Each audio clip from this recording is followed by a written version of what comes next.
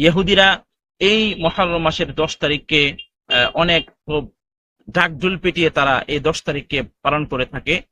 নবী করিম সাল্লাল্লাহু আলাইহি ওয়াসাল্লাম মক্কা থেকে যখন মদিনায় গিয়েছেন, মদিনায় যাওয়ার পরে দেখতে পান ইহুদিরা মুহররম মাসের 10 তারিখে রোজা রাখে। জিজ্ঞেস করলেন, তোমরা মুহররম মাসের 10 তারিখে রোজা রাখো কেন? ইহুদিরা বলল যে আমাদের নবী মুসা আলাইহিস সালাতু ওয়াস সালামকে আল্লাহ তাআলা ফেরাউনের জুলুম অত্যাচার থেকে 10 তারিখে মুক্তিদান করেছিলেন, তার শুকরিয়াতান স্বরূপ আমরা মুহররম মাসের 10 তারিখে রোজা রাখি। নবী করিম সাল্লাল্লাহু আলাইহি ওয়াসাল্লাম বলেছেন, তোমাদের চেয়ে রোজা রাখার অধিকার আমার বেশি, তোমরা যেহেতু রোজা রাখো আমিও রোজা রাখবো। নবী করিম সাল্লাল্লাহু আলাইহি ওয়াসাল্লাম বলে দিলেন যে সাহাবায়ে কেরাম, এখন থেকে মুহররম মাসের 10 তারিখে আমরা রোজা রাখবো। তবে হ্যাঁ, ইহুদিরা যেহেতু একটি রোজা রাখে, আমরা একটি রোজা রাখবো না, আমরা বরং দুটি রোজা রাখবো। হয়তো মুহররমের 10 তারিখ, 11 তারিখ অথবা 9 তারিখ এবং 10 তারিখ। 10 তারিখে